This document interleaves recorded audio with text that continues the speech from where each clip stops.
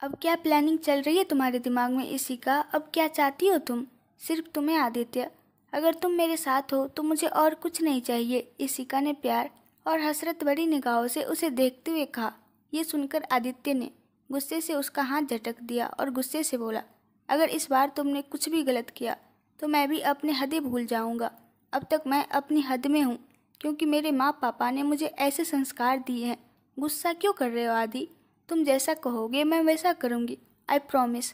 इशिका ने बिस्तर पर बैठकर प्यार से आदित्य को कहा। आदित्य बोला, डोंट कॉल मी आदि। मैंने आदि कहने का हक सिर्फ अपने अपनों को दिया है।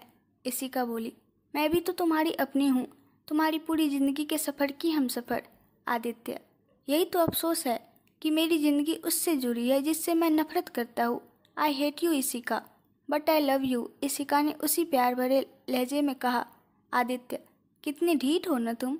इस बहस को ख़त्म करते हुए वो अपना लैपटॉप लेकर अपने काम में लग गया।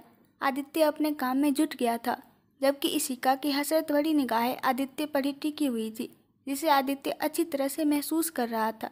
जब बर्दाश्त नहीं हुआ तो उसने झुंझलाते हुए कहा, क्या प्रॉब्लम है? ऐसे क्यों देख रही हो? इशिका बोली, मैं क्या करूँ? अब तुम हो ही इतने हैंडसम कि तुमसे नजरें ही नहीं हट रही। बस एक स्माइल की कमी है, छोटी सी स्माइल मिल जाए तो बस। सटा इशिका। ये कहते हुए आदित्य ने लैपटॉप बंद करके लाइट ऑफ करते हुए इशिका की तरफ पीट कर बेड की एक साइड पर लेट गया। इशिका उसे देखती ही रह गई। कुछ देर बाद वो भी बिस्तर का दूसरा कोना पकड़ते हुए लेट गई। इशिका की आंखों से नींद कोसों दूर थी, जिससे वो इतना प्यार करती थी। आज भले ही उसके इतने करीब थी, पर दिलों की दूरियां अभी भी कम नहीं हुई थी। क्या आदित्य कभी उसे उसके प्यार को अपना पाएगा? यह ख्याल दिल में आते ही उसका दिल बेचैन हो उठा। आदित्य अब तक नींद के आगोश में जा चुका था। उसने नींद में ही करवट ली और अब उसका चेहरा इशिका के बिल्कुल सामने था। उसे देखकर इशिका के बेचैन दिल को राहत सी मिल गई। वो प्यार से उसके चेहरे को निहारती रही। उसे छूने के लिए जैसे ही हाथ बढ़ाने लगी तो उसके दिल ने उसे रोक लिया। वो उसके थोड़े करीब होकर उसके अपने पास होने के एहसास को महसूस करते हुए कब नींद के आगोश में चली गई, उसे खुद पता नहीं चला। सुबह जब आंख खुली तो इशिका ने अपनी मोहब्बत को अपनी आंखों के सामने पाया। दिन की इस हसीन शुरुआत से उसके होठों पर मुस्कान बिखर गई। इशिका नहाकर जब बाहर निकली तो उसने आदित्य को अब भी सोते हुए पाया तो उसका मन एक बार फिर शरारत करने को ललच उठा। उसने आदित्य के करीब आकर उसके माथे पर किस करते हुए कहा, good morning dear husband. Ishika के ऐसे करने पर आदित्य हड़बड़ाते हुए एकदम से उठ गया और उसकी गुस्से भरी निगाहें इशिका की तरफ उठ गई तो इशिका ने मासूम सा चेहरा बनाते हुए कहा, सॉरी सॉरी। आदित्य गुस्से से, लिसन, अगर दोबारा तुमने मेरे करीब आने की कोशिश की ना तो मैं तुम्हारे साथ ये रूम शेयर नहीं करूँगा, भले ही इसके लिए मुझे कुछ भी करना पड़े। And I really mean it. ये कहते हुए गुस्से से बाथरूम का दरवाज़ा पटकते हुए बाथरूम के अंदर घुस गया। इशिका, कंट्रोल, तूने उसे मनाना है और नाराज नहीं करना। इशिका खुद को समझाते हुए किचन की तरफ बढ़ गई। आदित्य, मुझे तुम्हारी थोड़ी सी मदद चाहिए। इशिका ने एक बार रूम में आते हुए आदित्य से कहा तो आदित्य ने हाथ दिखाते हुए उसे वहीं रोक दिया और बोला, जो भी कहना है वहीं से कहो, मुझे तुम्हारी हेल्प चाहिए थी, मेरे पास तुम्हारे लिए टाइम नहीं है। आदित्य, बात तो सुनो। आदित्य बोला, I am not interested. Aditya, तुम्हें तो पता है कि पापा को गाजर का हलवा पसंद है। मैं पापा के लिए गाजर का हलवा बना रही थी, पर मुझे वो सही नहीं लग रहा। प्लीज़ आकर देख लो। पापा के नाम पर आदित्य उसे मना नहीं कर पाया और उसके साथ चल दिया। ये देखो ना, ये कुछ अजीब नहीं है। इशिका ने हलवा दिखाते हुए आदित्य से कहा। आदित्य, तुम्हारे हाथ लगे हैं तो ऐसा ही बनेगा। इशिका बोली, अच्छा बताओ अब इसे सही कैसे करूँ? तुम रहने दो, मैं कर लूँगा। उसने इशिका को साइड हटने का इशारा करते हुए कहा और पूरे मन से अपने पापा के लिए हलवा बनाने में जुट गया। इशिका ने बड़े प्यार से वो हलवा परोसा। आदित्य के पापा ने एक चम्मच खाते हुए कहा, मुझे लगा नहीं था कि तुम्हें ये सब भी बनाना आता होगा, पर तुम तो लाजवाब हलवा बना लेती हो। इशिका, नहीं पापा जी, ये मैंने नहीं, आदित्य ने बड़े प्यार से आपके लिए बनाया है। ये सुनते ही आदित्य के पापा के हाथ वहीं रुक गए। वो उस हलवे को वहीं रखते हुए उठ खड़े हुए तो इशिका ने कहा, क्या हुआ पापा जी, आप ऐसे क्यों खड़े हो गए? हलवा तो खा लीजिए। पापा जी, अब मुझसे ये हलवा नहीं खाया जाएगा। इशिका बोली, लेकिन पापा जी, आदित्य ने बहुत मन से बनाया है, प्लीज़ खा लीजिए। अब मेरा मन नहीं है इसे खाने का। ये कहते हुए वो अपने कमरे की तरफ बढ़ गए। ये सब देखकर आदित्य का मन एक बार फिर भर आया। अब तो बहुत खुश होगी ना तुम, आदित्य ने इशिका से कहा। इशिका बोली, ऐसा क्यों कह रहे हो आदित्य? जब वो इतने प्यार से खा रहे थे तो चुप नहीं रह सकती थी, पर तुम शायद मुझे खुश देख ही नहीं सकती। ये कहते हुए आदित्य अपने मन के आक्रोश को दबाते हुए ऑफिस के लिए निकल गया। उसके जाने के बाद इशिका दुखी होकर बोली, तुम्हारी खुशी के लिए ये किया था। मेरी वजह से जो रिश्तों में दरार आ गई है उन्हें भरने की कोशिश कर रही थी। आदित्य पर हमेशा तुम्हारी नज़रों में मैं गलत साबित हो जाती हूँ। अब हमें यहाँ से चले जाना चाहिए। अब मैं यहाँ और नहीं रुक पाऊँगा, मेरा दम घुटता है यहाँ। आज ही वापस गांव जा रहे हैं, आदित्य के पापा ने आदित्य की माँ को अपना फैसला सुनाते हुए कहा।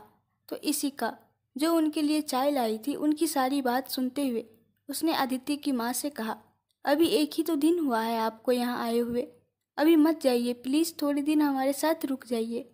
आदित्य की माँ कुछ कहती, इससे पहले आदित्य के पापा बोल उठे, नहीं, हम अब यहाँ नहीं रुक सकते।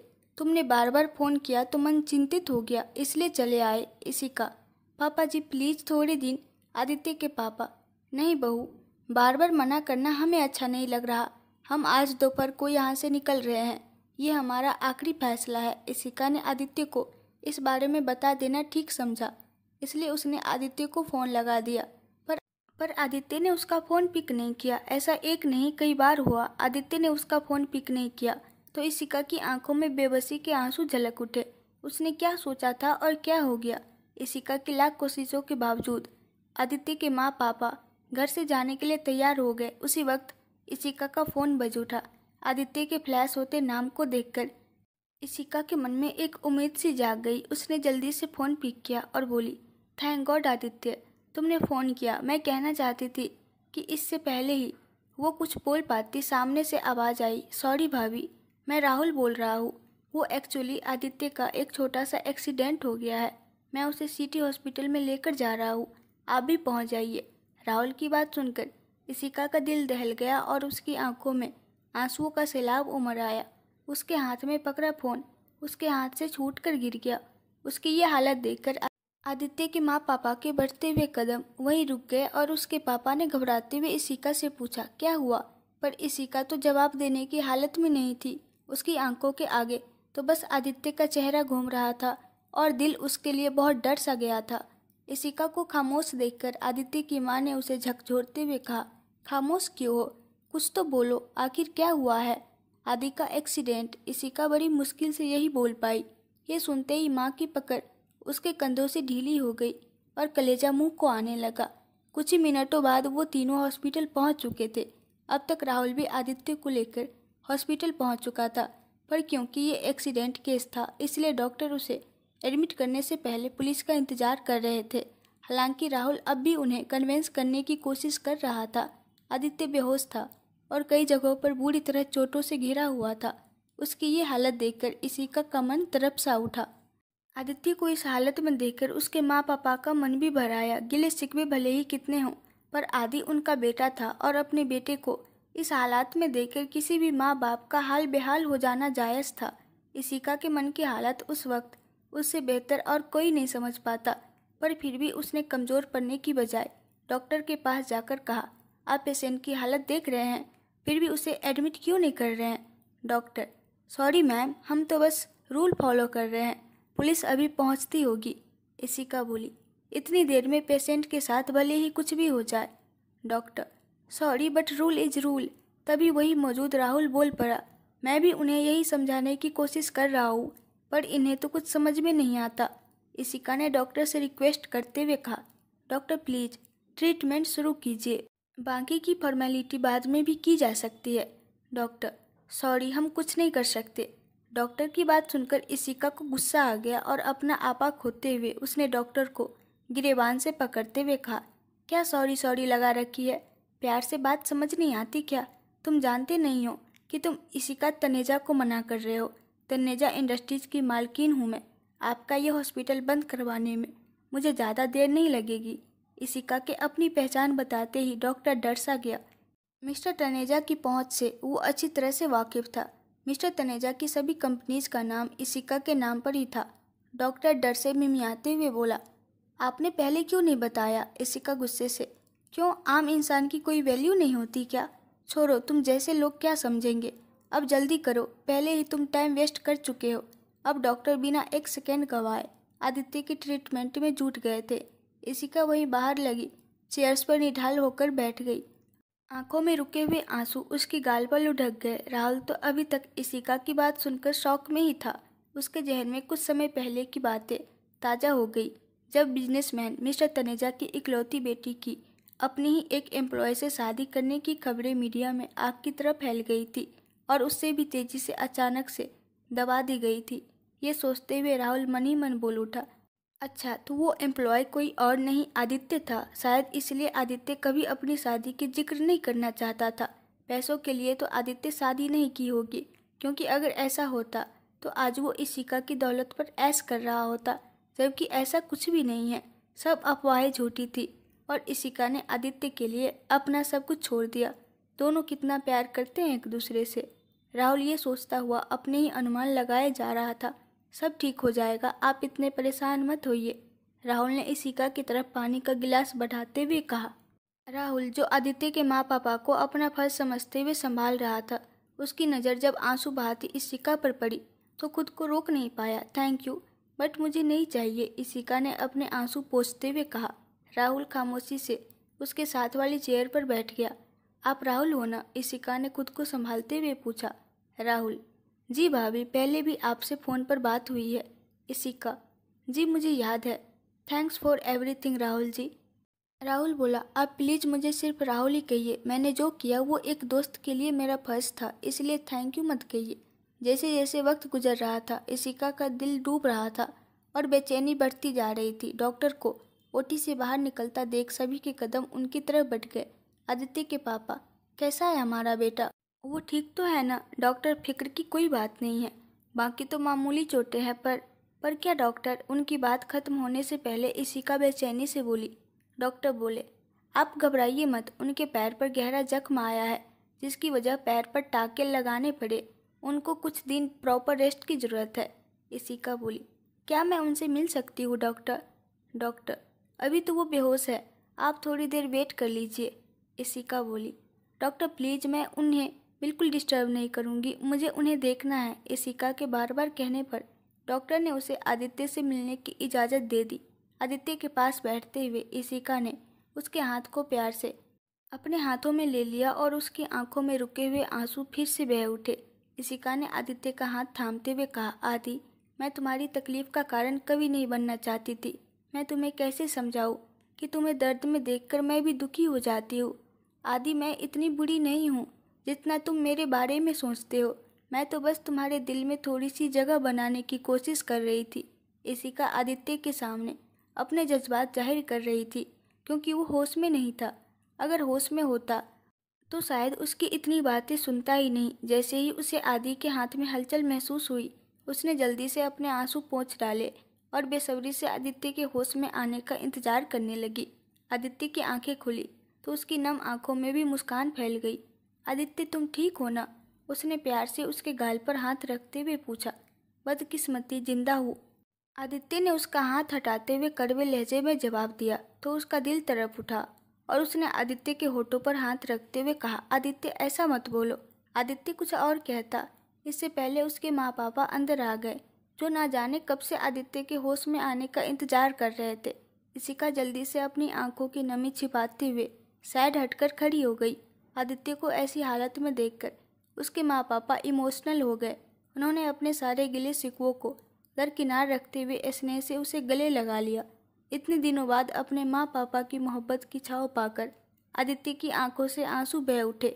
जितनी देर वो आदित्य के पास बैठे रहे, आदित्य ने उनका हाथ नहीं छोड़ा। उसकी नज़रों में अपने माँ पापा के लिए पहले की तरह इज्जत, सम्मान और प्यार आज भी वैसे ही झलक रहा था जैसे पहले हुआ करता था। और इस बात को वो भी अच्छी तरह से महसूस कर पा रहे थे। इशिका, जो आदित्य के प्यार की सबसे ज़्यादा तलबगार थी, उसकी तरफ आदित्य ने दोबारा नज़र उठाकर देखना जरूरी नहीं समझा था। आदित्य की बेरुखी ने इशिका की आंखें फिर से भिगो दी। हॉस्पिटल में आदित्य को 2 दिन रखा गया। आज 2 दिन बाद आदित्य को घर लेकर आया गया, जिससे उसको कुछ राहत मिली। वरना हॉस्पिटल में तो उसका दम घुट रहा था। घर पहुंचते ही आदित्य से जुड़ी हर जिम्मेदारी इशिका ने अपने कंधे पर ले ली, पर आदित्य को ये बात कहाँ मंजूर थी। हॉस्पिटल में सभी लोगों की मौजूदगी में वो खामोश था, लेकिन अब अपने कमरे में उसने अपनी खामोशी तोड़ते हुए इशिका को साफ साफ लहजों में कहा, सुनो, इस कमरे में इस दिखावे की कोई ज़रूरत नहीं है। मैं सब कुछ खुद मैनेज कर सकता हूँ। खुद पर लगे इल्ज़ाम सुनकर इशिका चुप ना रह सकी और चिल्लाते हुए बोली, मैं कोई दिखावा नहीं कर रही। मुझे सच में तुम्हारी फिक्र है। मेरी हर बात तुम्हें झूठी क्यों लगती है? उसकी चिल्लाहट में उसका दर्द भी झलक रहा था। आदित्य बोला, इसका जवाब मुझसे बेहतर तुम जानती हो। आदित्य की बात सुनकर उसका मन भर आया। उसकी एक गलती के आगे हमेशा उसका प्यार नज़रअंदाज हो जाता था। 2 दिन से इशिका ने एक झपकी तक नहीं ली थी। सोना तो बहुत दूर की बात थी। इशिका की पलंग पर बैठे हुए ही आंख लग गई। आदित्य को वॉशरूम जाना था। पैर जमीन पर रखते ही उसके मुंह से दर्द भरी आह निकल गई। उठ पाना उसे बहुत मुश्किल लग रहा था, पर इशिका की मदद लेना भी उसे गवारा नहीं था। उसने जैसे तैसे हिम्मत जुटाते हुए वॉशरूम की तरफ कदम बढ़ा दिए। तभी इशिका की आंख खुली तो सामने का नज़ारा देखकर उसने झट से आदित्य के सामने जाकर उसकी तरफ अपना हाथ बढ़ा दिया और बोली, एक आवाज़ लगा देते आदित्य। मुझे तुम्हारी ज़रूरत नहीं है, आदित्य ने बिना उसका हाथ थामते हुए कहा। इशिका बोली, आदित्य ये कैसी जिद है? अभी जख्म ताज़ा है, ऐसी लापरवाही से दर्द बढ़ जाएगा। इट्स ओके, दर्द की आदत है मुझे। इशिका के लाख कहने के बावजूद आदित्य ने उसकी बात नहीं मानी और उसकी कोई मदद नहीं ली। वापस बिस्तर तक आया तो घाव से खून रिसने लगा था, जिसे देखकर इशिका एक बार फिर से उसे संभालने के लिए आगे आई, पर आदित्य ने उसे हाथ दिखाते हुए वहीं रोक दिया। अपने सामने वो आदित्य को दर्द से गुजरते देख रही थी, पर सिवाय बेबसी के उसके पास कुछ नहीं था। जब इशिका से बर्दाश्त नहीं हुआ तो वो बोल उठी, बस अब मैं और चुप नहीं रहूँगी। आदित्य ने उसकी तरफ पैनी निगाहों से देखा तो इशिका ने कहा, मैं तुम्हें इतनी तकलीफ में नहीं देख सकती। मैं अभी जाकर माँ पापा को हमारे रिश्ते का सच बता दूंगी, ताकि मैं नहीं तो कम से कम माँ पापा तो तुम्हारी मदद कर सके। उनकी मदद लेने से तो कोई एतराज़ नहीं है ना आदित्य? आदित्य बोला, सीधे सीधे कहो कि तुम मुझे ब्लैकमेल कर रही हो। इशिका लाचारी से, नहीं आदित्य, मैं तुम्हें ब्लैकमेल क्यों करूँगी भला? मैं अपनी आंखों के सामने तुम्हें यूँ दर्द में नहीं देख सकती। तुम्हारी भलाई के लिए मुझे ये कदम उठाना पड़ा तो मैं रुकूंगी नहीं, भले ही तुम मुझे गलत समझो, पर मैं तुम्हारे लिए कुछ भी कर सकती हूँ। आदित्य तंज कसते हुए, कुछ भी कर सकती हो मेरे लिए? इशिका पूरे विश्वास से बोली, कहकर तो देखो, तुम्हारे लिए मैं अपनी जान भी दे सकती हूँ। आदित्य, ठीक है, फिर एक काम करो, उस रात का पूरा सच जाकर माँ पापा को बता दो और उसके बाद हमारे रिश्ते का सच उन्हें बताना। ये सुनते ही इशिका ने खामोशी से नज़रें झुका ली तो आदित्य ने मुस्कुराते हुए तीखे लहजे में कहा, आई नो तुम ये नहीं करोगी, क्योंकि इशिका सिर्फ वही करती है जिसमें उसका फ़ायदा हो। आदित्य को घर आए आज हफ्ता भर हो चुका था, पर आदित्य के कहे ये लफ्ज़ इशिका के दिल में खंजर की तरह चुभकर उसका सीना छलनी कर रहे थे। उस दिन के बाद इशिका ने खामोश रहना शुरू कर दिया था। इसका मतलब ये नहीं था कि उसने आदित्य की परवाह करनी छोड़ दी थी या उसका आदित्य के लिए प्यार कम हो गया था। वह जहाँ तक हो सकता उसकी हर एक छोटी बात का ख्याल रख रही थी, पर जिस बात से आदित्य को एतराज़ होता वो उस बात से खामोशी से पीछे हट जाती थी। आदित्य की हालत में पहले से बहुत सुधार था। इन दिनों राहुल का भी आदित्य से मिलने हर रोज़ घर पर आना हो जाया करता था। दोस्त तो वो पहले भी थे, पर अब ये दोस्ती और भी गहरी हो चली थी। राहुल जब भी आता घर की ऑफिस की ढेरों बातें करता। आदित्य का मन भी उसकी बातों से बहल जाया करता था, पर आज जब राहुल उससे मिलने आया तो वो कुछ खामोश सा था, जिसे देखते हुए आदित्य ने पूछा, राहुल क्या हो गया यार? Anything serious? राहुल, सीरियस तो है यार। आदित्य, ऐसा क्या हो गया? राहुल बोला, क्या बताओ यार, मम्मी पापा ने मेरे लिए एक लड़की पसंद की है और कल उससे मिलने का हुक्म जारी किया है। आदित्य बोला, इसमें प्रॉब्लम क्या है? क्या तू किसी को पसंद करता है? नहीं यार, पर ऐसे ही किसी अनजान लड़की से मिलकर मैं कैसे डिसाइड कर पाऊंगा कि मुझे उससे शादी करनी है या नहीं? आदित्य मुस्कुराते हुए, ऐसा ही होता है जब तक हम किसी से मिलते नहीं, पर जब किसी से मिलते हैं, उससे बात करते हैं, तो हमारा दिल हमें खुद सिग्नल दे देता है कि उस इंसान के साथ हमें रिश्ता आगे बढ़ाना है या नहीं। और तुम्हें किस बात की जल्दी है? उससे मिलो, अगर ठीक लगे तो 1-2 मीटिंग और फिक्स करो, फिर डिसाइड करो कि तुम्हें लाइफ में क्या करना चाहिए। राहुल बोला, थैंक्स यार, कुछ बेटर लग रहा है। पहले तो मैं बहुत नर्वस फील कर रहा था। नर्वस होना नेचुरल है। इस सिचुएशन में सिर्फ लड़कियां ही नहीं बल्कि लड़के भी नर्वस हो जाते हैं। लेकिन मैं उससे बात क्या करूँगा? जब बात करना शुरू करोगे ना तो बातों का सिलसिला खुद ही आगे बढ़ता चला जाएगा। तुम तो लव गुरु निकले यार। हो भी क्यों नहीं, तुम्हारी खुद की लव स्टोरी जो इतनी इम्प्रेसिव है।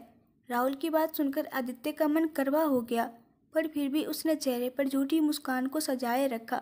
आदित्य की कही बात को एक पल के लिए भी इशिका अपने जहन से नहीं निकाल पाई। कल आदित्य के माँ पापा ने गांव वापस जाने का सोच रखा था। आदित्य की कंडीशन देखते हुए वो यहाँ रुके हुए थे। अब जब वो ठीक था तो उन्होंने वापस जाने का मन बना लिया था।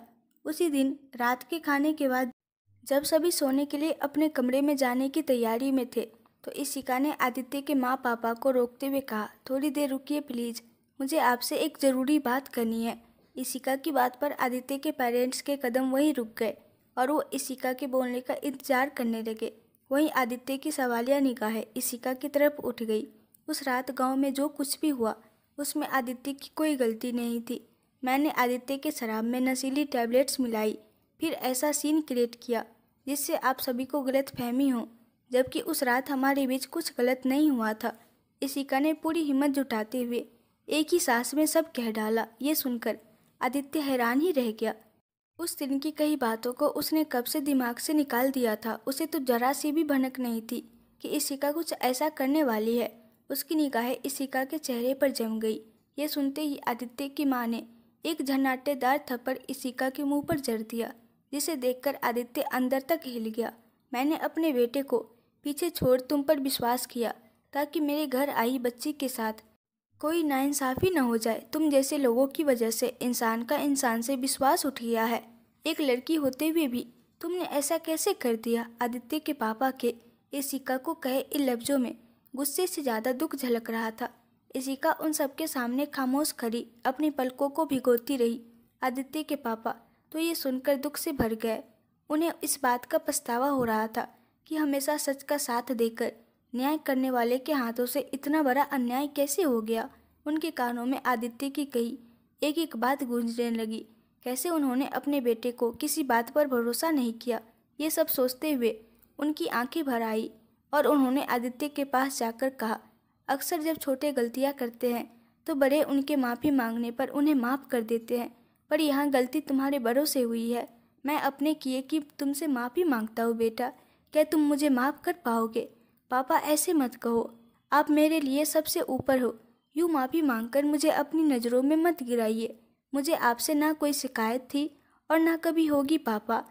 आदित्य ने घुटनों के बल बैठकर उनके हाथ पकड़कर कहा। यह सुनकर उन्होंने आदित्य को अपने सामने खड़ा कर सीने से लगा लिया। इस वक्त दोनों की आंखों से आंसुओं के साथ साथ सारी नाराज़गी भी बह रही थी। माँ ने भी स्नेह से उसे बाहों में भर लिया था।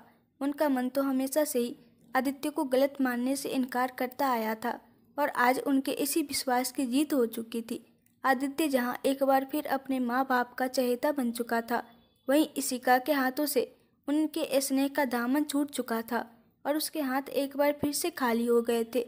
सब अपने कमरों में सोने के लिए पहुंच चुके थे सिवाय इशिका के। वो आंगन में पड़ी एक कुर्सी पर सिमट कर बैठी अपनी ही सोचों में गुम थी। यही डिजर्व करती हूँ मैं, शायद खालीपन, अकेलापन, सूनापन। शायद मेरी डेस्टिनी में मेरे हिस्से में किसी का प्यार है ही नहीं। माँ का प्यार पैदा होते ही छिन गया और डैड तो कभी साथ होते हुए भी मुझे समझ नहीं पाए। उन्होंने प्यार के नाम पर दुनिया का हर ऐसो आराम मेरे कदमों में रख दिया, पर कभी उन्होंने सिर पर एक बार हाथ रखकर नहीं पूछा, इशिका तुम ठीक हो? हॉस्टल में हमेशा अपने लिए प्यार ढूंढती रही, कभी कोई ऐसा नहीं मिला जिसके कंधे पर सिर रखकर भी अपने दिल की बात कह सकूं। जिससे प्यार किया उसने भी नफरत से दुक्कार दिया। उसकी आंखों में प्यार की एक झलक देखने को आज तक तरसती रह गई मैं। क्या मैं इतनी गलत, इतनी बुरी हूँ? वो कहता है कि इशिका जो करती है अपने फायदे के लिए करती है। नहीं नहीं, इशिका ऐसी नहीं है। इशिका ने जो भी किया वो सिर्फ अपने आदि का प्यार पाने के लिए। ये सोचते हुए उसने ना जाने कितने आंसू अपनी आंखों से बहा दिया। बाहर बैठे बैठे बारिश शुरू हो चुकी थी, पर इशिका को तो जैसे कोई फर्क नहीं पड़ रहा था। उसके आंसू बारिश में मिलकर बह रहे थे। बारिश की बूंदें भी उसके मन की तरफ को शांत नहीं कर पा रही थी। अकेलेपन का दर्द एक बार फिर उस पर हावी हो चुका था। आज सोने के लिए भले ही सभी अपने कमरों में मौजूद थे, पर नींद तो सभी की आंखों से कोसों दूर थी। आदित्य के पापा को आज तक यही लगता था कि आदित्य ने इशिका को प्यार का बहकावा देकर फिर अपनाने से इनकार कर दिया था, पर इशिका के आज के बयान ने सब कुछ बदल दिया। अब उन्हें इस बात की चिंता थी कि ऐसी शादी का भविष्य क्या होगा। आज इशिका की इस बात ने आदित्य को अपना नज़रिया बदलने पर मजबूर कर दिया था। ना चाहते हुए भी वो इशिका के बारे में ही सोचे जा रहा था।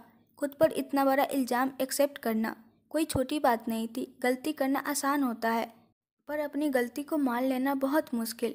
रात गहरा चुकी थी, बारिश अपना जोर पकड़ चुकी थी, पर इशिका अभी तक कमरे में नहीं आई थी। हमेशा ये कहने वाला इंसान कि उसे इशिका के होने या ना होने से कोई फर्क नहीं पड़ता, पर आज जब वो इशिका को खिड़की से बाहर भीगते हुए बेहाल हालत में देख रहा था तो उससे बर्दाश्त नहीं हो रहा था।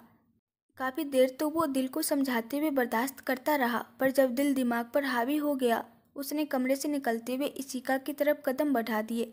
इशिका, अंदर चलो, कब तक यहाँ बैठी रहोगी? आदित्य की नरमी भरी आवाज़ सुनकर इशिका चौंकी। शादी के बाद ये पहली बार था जब आदित्य ने इतने नर्म लहजे में उससे बात की। उसकी निगाहें खुद ब खुद आदित्य की तरफ उठ गई।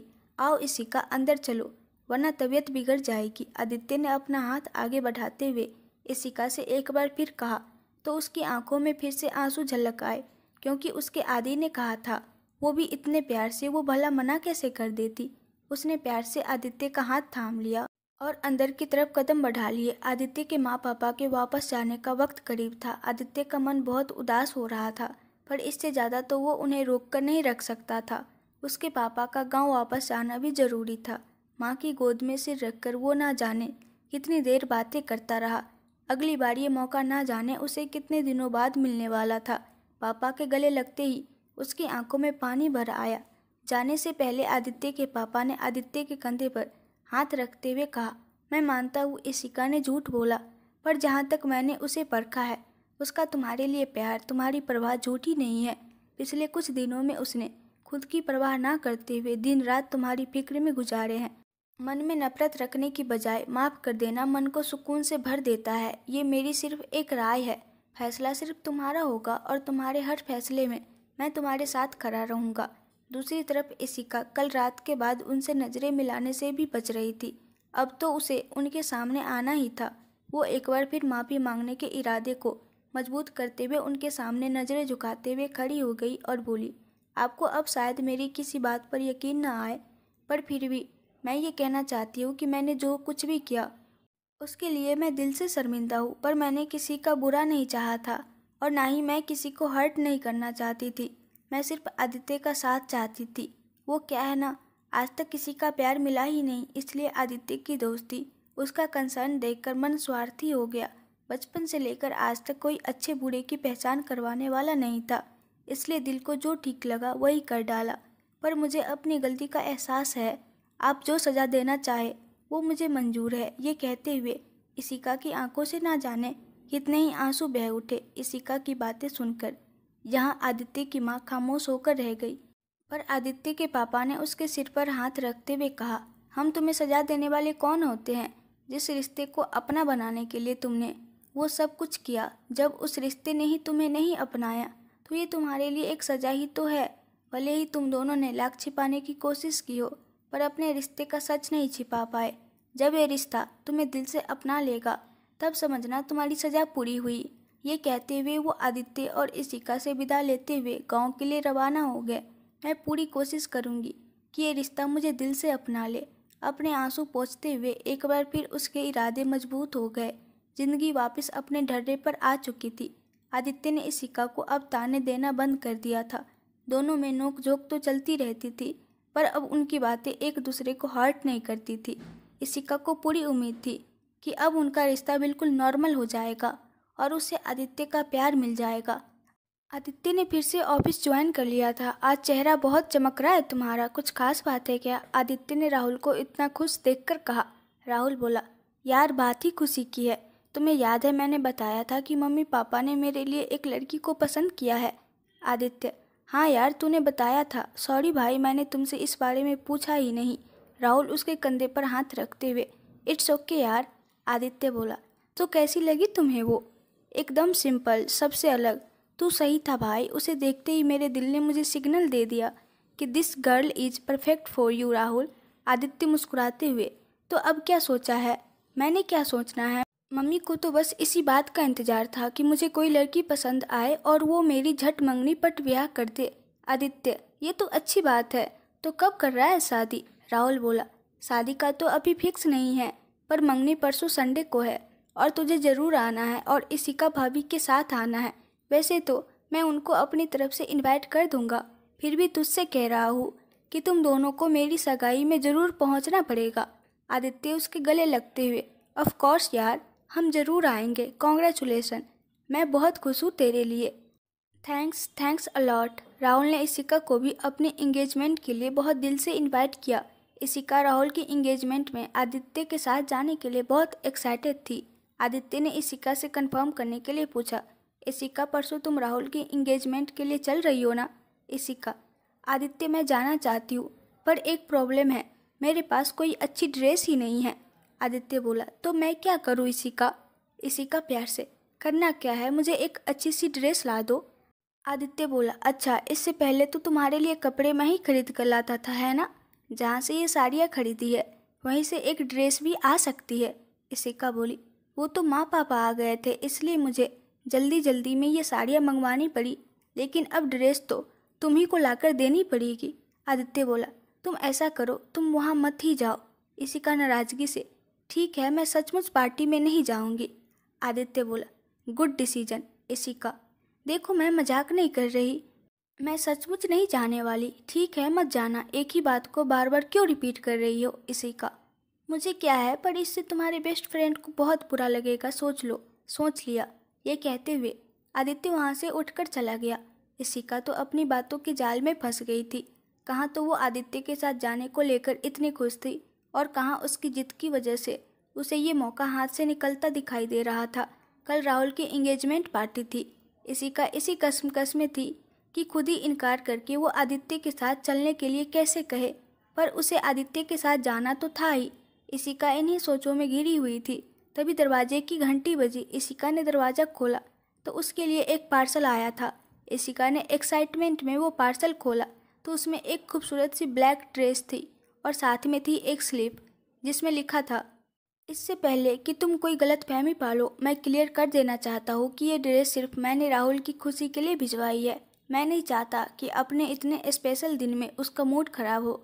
इशिका उस ड्रेस को लेकर झूम उठी और उसे अपने सीने से लगाते हुए बोली, तुम चाहे जो कहो, पर मेरे लिए तो ये मेरे हस्बैंड की तरफ से मेरे लिए पहला गिफ्ट है और ये गिफ्ट मेरे लिए सबसे खास है। अगली शाम इशिका उस ड्रेस को पहने चहक रही थी।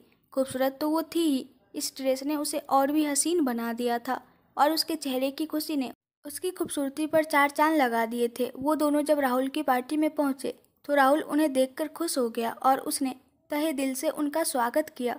उसने अपने मम्मी पापा से उन्हें इंट्रोड्यूस करवाया। कुछ ही देर में एंगेजमेंट शुरू करने के लिए राहुल और उसकी मंगेतर को स्टेज पर लाया गया तो चारों तरफ तालियों की गूंज फैल गई।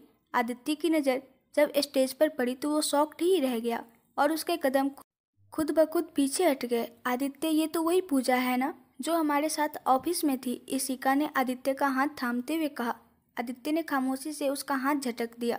आदित्य की जुबान खामोश थी पर मन में एक तूफान सा उमड़ रहा था। उसकी आंखों के सामने देखते ही देखते पूजा किसी और की हो गई थी। आज आदित्य की वही हालत थी जो उस दिन पूजा की आदित्य को इशिका के साथ देखकर हुई थी। उसने इन दिनों पूजा को लाख जहन से निकालने की कोशिश की थी, पर कहते हैं ना, पहला प्यार इतनी आसानी से नहीं भुलाया जाता। आदित्य की आंखों के सामने पूजा के साथ बिताया हर पल एक बार फिर जिंदा हो गया। राहुल और पूजा की मंगनी हो चुकी थी। सभी उन दोनों को बधाइयाँ दे रहे थे। वो खुश लग रही थी, बहुत खुश। उसके चेहरे पर कोई सिकन नहीं थी। आदित्य दूर खड़ा बस यही देखे जा रहा था। वो आदित्य को पीछे छोड़ते हुए अपने कदम आगे बढ़ा चुकी थी। आदित्य, चलो ना, उन दोनों को कॉन्ग्रेचुलेट करके आते हैं। तुम्हारे बेस्ट फ्रेंड की एंगेजमेंट है और तुम यहाँ पीछे खड़े हो, चलो ना। आदित्य के मन में चल रहे तूफान से अनजान इशिका ने आदित्य को यूं खामोश खड़ा देखकर प्यार से कहा। आदित्य ही जानता था कि वो किस हालात से गुजर रहा था। उसने बस इतना ही कहा, मुझे नहीं जाना। इशिका ने एक बार फिर उसका हाथ प्यार से थामते हुए पर क्यों? हमें जानना चाहिए, राहुल क्या सोचेगा? आदित्य ने फिर से गुस्से में उसका हाथ झटक दिया और उसकी आंखों में आंखें डालकर कहा, मुझे कहीं नहीं जाना, तुम्हें जाना है तो शौक से जाओ, मुझे अकेला छोड़ दो, जाओ। आदित्य के गुस्से, बेचैनी, बदहवासी की वजह इशिका की समझ से बाहर थी। घर से आते वक्त तो उसका मूड इतना अच्छा था, फिर अचानक क्या हो गया? आदित्य की हालत देखते हुए वो भी आदित्य के साथ चुपचाप खड़ी हो गई। राहुल की नज़रें आदित्य को ढूंढ रही थी। उसकी नज़र जब आदित्य पर पड़ी तो उसने पूजा से कहा, मैं आपको अपने बेस्ट फ्रेंड से मिलवाना चाहता हूँ, आप चलेगी मेरे साथ? पूजा ने मुस्कुराते हुए हामी भरी तो राहुल उसका हाथ थामे खुद ही आदित्य के पास आ पहुंचा। इनसे मिलो, ये है मेरा बेस्ट फ्रेंड आदित्य और मेरी स्वीट सी भाभी इशिका। राहुल ने जब पूजा से कहा तो उसकी झुकी हुई पलकें एक झटके में उन दोनों की तरफ उठ गई। अपने सामने आदित्य और इशिका को देखकर उसके चेहरे का रंग फीका पड़ गया। Congratulation both of you. Hi Pooja, कैसी हो? इशिका ने प्यार से कहा तो राहुल ने हैरानी से पूछा, आप दोनों एक दूसरे को जानते हो? इशिका बोली, मैं ही नहीं, आदित्य भी पूजा को जानता है, हम एक ही ऑफिस में थे, है ना आदित्य? पर शायद ये मुझे भूल गई है, आदित्य ने पूजा की तरफ देखते हुए कहा, जिससे पूजा थोड़ी घबरा सी गई। पर तुरंत ही आदित्य ने बात संभालते हुए कहा, इट्स ओके, हम कितने लोगों से मिलते हैं, हर एक को तो याद नहीं रखा जा सकता। कॉन्ग्रेचुलेसन, आदित्य ने हाथ बढ़ाते हुए कहा तो पूजा ने धीरे से हाथ थामते हुए कहा, थैंक यू। आदित्य ने आगे बढ़कर राहुल को कसकर गले लगा लिया और बोला, कॉन्ग्रेचुलेसन यार। क्या आपने सचमुच आदित्य को नहीं पहचाना? आदित्य और इशिका से दूर होते ही राहुल ने पूजा से पूछा। पूजा बोली, ऐसी बात नहीं है, वो इतने दिनों बाद अचानक से देखा तो एकदम से नहीं पहचान पाई, पर बाद में याद आ गया था। फिर तो आपको इनके लव स्टोरी के बारे में भी पता होगा। राहुल के इस सवाल ने पूजा के दिल पर वार किया, पर उसने खुद को मजबूत करते हुए कहा, नहीं, मुझे नहीं पता, मैं इन दोनों के इतने टच में नहीं थी, बस जो सुनी सुनाई बातें हैं वही मुझे पता है। पूजा ने थोड़ी बेरुखी से जवाब दिया तो राहुल को अपनी गलती का एहसास हुआ। सॉरी, आज के दिन मैं भी कौन सी बातें लेकर बैठ गया। राहुल ने पूजा से कहा तो वो हल्के से मुस्कुरा दी। रोमांटिक गाना बज रहा था। राहुल और पूजा एक दूसरे के साथ डांस कर रहे थे। राहुल ने आदित्य को इशारे से डांस के लिए बुलाया। आदित्य ने इशारे से इनकार किया तो राहुल खुद ही उसे और इशिका को अपने साथ डांस करने के लिए ले आया। इशिका जहां प्यार से आदित्य के साथ इस अनमोल लम्हों का मजा ले रही थी, वहीं आदित्य यहां होकर भी यहां मौजूद नहीं था। डांस करते हुए गाना चेंज होने के साथ साथ सभी ने अपने पार्टनर चेंज कर लिए। अब इशिका राहुल के साथ और आदित्य पूजा के साथ आ खड़ा हुआ था। आज वो दोनों एक दूसरे को अच्छी तरह से जानते हुए भी अजनबी लग रहे थे।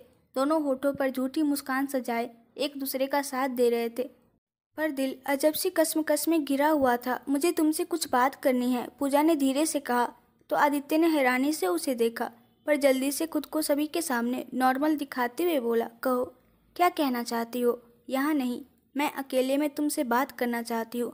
पूजा के कहे इन लफ्ज़ों ने आदित्य को और भी हैरानी में डाल दिया। इस बात ने आदित्य को सोच में डाल दिया कि अब इस मोड़ पर वो उससे क्या कहना चाहती है। क्या वो इस रिश्ते से वाकई खुश है? अगर आप लोगों को इस कहानी के आगे का पार्ट्स देखना है तो प्लीज़ ज़्यादा से ज़्यादा कमेंट कीजिए और मेरे चैनल को सब्सक्राइब कर दीजिए। इस वीडियो को लाइक एंड शेयर कर दीजिए। Thank you.